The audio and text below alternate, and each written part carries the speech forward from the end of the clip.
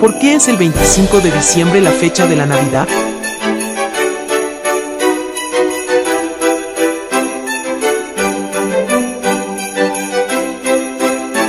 En defensa de la fe, con Beto Peñalosa. Explicando la Navidad. Y también de Hanukkah. Cada 25 de Kislev vamos a festejar.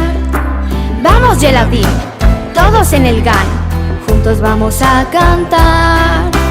Macabeos, vamos sin miedo, Dios nos cuidará. Cada noche de Hanukkah un regalo te voy a dar. Vamos a encender una vela más por el milagro de Hanukkah. Cada noche de Hanukkah. Bienvenidos a este video especial de Navidad.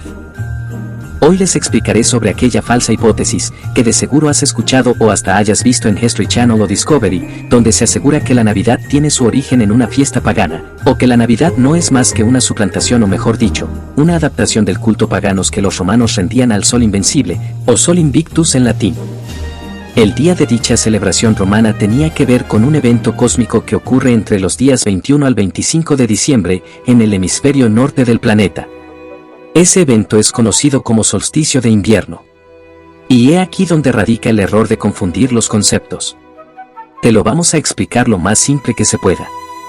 Los solsticios son los momentos del año en que el sol alcanza su mayor o menor altura aparente en el cielo, y la duración del día o de la noche son las máximas del año. El solsticio de verano ocurre alrededor del 21 de junio en el hemisferio norte y el 21 de diciembre en el hemisferio sur.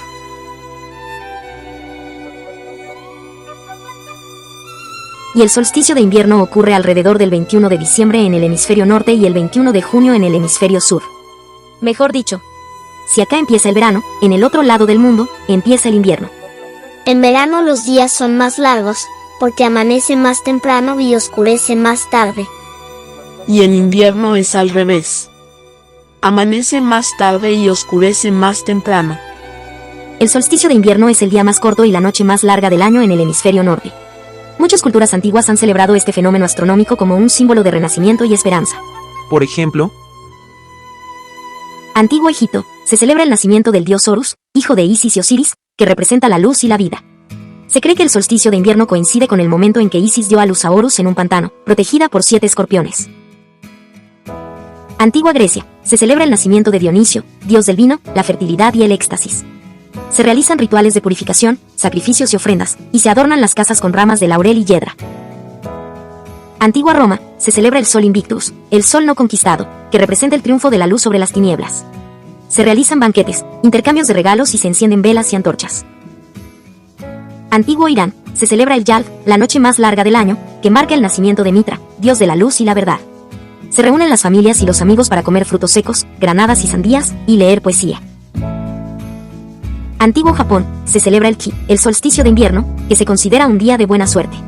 Se realizan rituales de purificación, se encienden hogueras y se come un plato de calabaza con atsuki, una legumbre roja, para atraer la salud y la prosperidad. Judía, se celebra la Hanukkah, la fiesta de las luces, que conmemora la victoria de los macabeos sobre los griegos y la recuperación del templo de Jerusalén. Se enciende una menorá, un candelabro de 9 brazos, durante 8 noches, y se comen alimentos fritos en aceite, como los sufganiot o los laques. ¿Se dan cuenta que no es la importancia de la fecha, tan relevante como si lo es, el acontecimiento que se celebra? Cada una de las culturas que hemos visto, celebraban hechos diferentes. Pero en la misma fecha del 25 de diciembre. La Biblia. En Juan 10, 22 dice así: Ya era invierno, y Jesús estaba en Jerusalén durante el tiempo de Hanukkah, el festival de la dedicación. Hanukkah es una fiesta judía que conmemora la victoria de los macabeos sobre los griegos y la nueva dedicación del segundo templo de Jerusalén alrededor del año 162 al 165 a.C. Por entonces, los judíos estaban gobernados por la dinastía Seleucida, un reino greco-sirio que gobernaba Palestina. Los griegos habían profanado el templo con ídolos y sacrificios impuros, y habían prohibido el culto y las costumbres judías. Judas Macabeo era el líder de la rebelión contra los Seleucidas, que buscaba restaurar la libertad religiosa y la soberanía de Israel. Después de varias victorias militares, Judas entró en Jerusalén y se encontró con el templo en ruinas y desolado. Junto con sus seguidores, se propuso limpiarlo, purificarlo y dedicarlo de nuevo al Dios de Israel. Según algunas fuentes, Judas Macabeo hizo construir unas puertas nuevas para el templo, que eran de madera y estaban decoradas con motivos judíos, como la estrella de David, la menorá y el arca de la alianza. Estas puertas simbolizaban la renovación del templo y la esperanza del pueblo judío. La gente entraba al templo con alegría y devoción, y encendía las velas de la menorá, que milagrosamente duraron 8 días, a pesar de que solo había aceite para uno. El libro de los Macabeos nos lo narra así. Repararon el templo por dentro y por fuera, y limpiaron los patios. Hicieron nuevos utensilios para el culto, colocaron en el templo la lámpara de 7 brazos, el altar para quemar incienso y la mesa donde se ponían los panes consagrados. Quemaron incienso sobre el altar y encendieron las lámparas para iluminar el templo. Finalmente, pusieron los panes sobre la mesa y colocaron las cortinas. Así se terminó la reconstrucción del templo. Atentos a la fecha que viene. El día 25 del mes de Kislev, del año 148 del gobierno de los griegos, todos los habitantes de Jerusalén se levantaron muy temprano. Fueron al templo a presentar una ofrenda, como lo manda la ley de Dios. Esta ofrenda la presentaron en el nuevo altar que habían construido. En esa fecha se recordaba el día en que los enemigos habían presentado ofrendas a sus dioses sobre el altar del templo. Por eso celebraron con gran alegría la consagración del nuevo altar. Entonaron cantos acompañados de instrumentos de cuerdas y platillos. Toda la gente se arrodilló en actitud de adoración a Dios. Así dieron gracias a Dios por haberles permitido celebrar la consagración del altar. La fiesta duró 8 días. Con mucha alegría presentaron todo tipo de ofrendas a Dios. Adornaron la fachada del templo con escudos y coronas de oro. Arreglaron las entradas y los cuartos, y les pusieron puertas. Todos estaban muy alegres al verse libres de la humillación sufrida a manos de sus enemigos. Judas Macabeo, sus hermanos y todos los israelitas estuvieron de acuerdo en que, de ahí en adelante, esa fiesta debía celebrarse cada año, durante 8 días seguidos.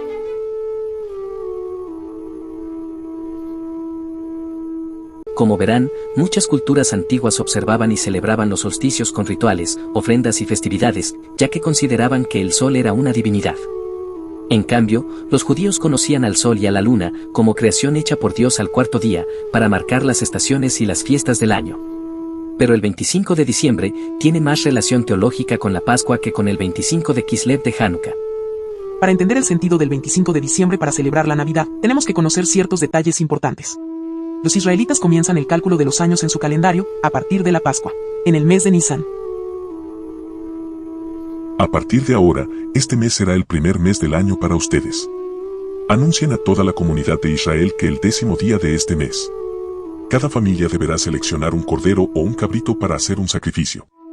Cuiden bien al animal seleccionado hasta la tarde del día 14 de este primer mes. Entonces toda la asamblea de la comunidad de Israel matará su cordero al anochecer.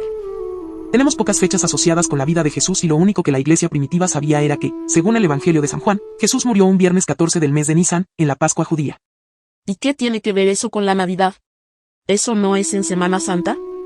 Te lo explico.